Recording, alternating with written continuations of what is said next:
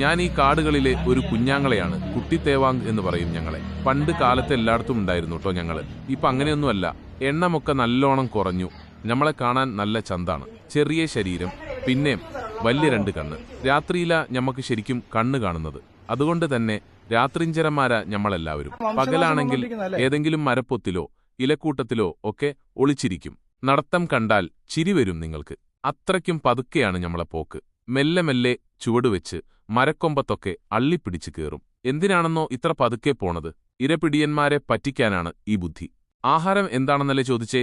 കൊതുകും പാറ്റയും പുഴുക്കളുമൊക്കെ ഞമ്മക്കിഷ്ടമുള്ള കാര്യങ്ങളാണ്. ചില സമയത്ത് ഇലകളും പഴങ്ങളുമൊക്കെ കഴിക്കും. നല്ല വിശപ്പുണ്ടെങ്കിൽ ചെറിയ ജീവികളെയും പിടിക്കാറുണ്ട്.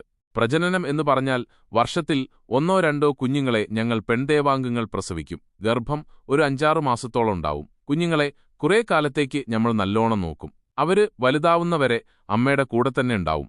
ഇങ്ങനെയൊക്കെ ജീവിച്ചു പോകുമ്പോഴാണ് ഓരോരോ ദുരന്തങ്ങൾ വരുന്നത്. കാടൊക്കെ വെട്ടി നശിപ്പിക്കുന്നത് കാരണം ഞമ്മക്ക് താമസിക്കാൻ സ്ഥലമില്ലാതായി. കൃഷിസ്ഥലങ്ങളും പട്ടണങ്ങളും വന്നപ്പോ ഞമ്മളെ വീടുകളൊക്കെ പോയി. പിന്നെ ചില ആളുകൾ ഞങ്ങളെ പിടിച്ചിട്ട് മരുന്നിനും മറ്റുള്ള ആവശ്യങ്ങൾക്കും കൊണ്ടുപോകും. അതൊക്കെ വലിയ കഷ്ടപ്പാടാണ്. വണ്ടിയൊക്കെ പോകുമ്പോ വെളിച്ചം കണ്ട് പേടിച്ച് റോഡിലിറങ്ങും. അപ്പൊ വണ്ടിയിടിച്ച് ചാവുന്നതും പതിവാണ്. പണ്ട് നിറയെ ഉണ്ടായിരുന്ന ഞങ്ങളിപ്പോ കുറഞ്ഞ് വംശനാശത്തിന്റെ വക്കിലെത്തി നിൽക്കുകയാണ്. എന്താ ചെയ്യാൻ? ഞമ്മളെ ആരും അത്ര കാര്യമായിട്ട് നോക്കുന്നില്ല.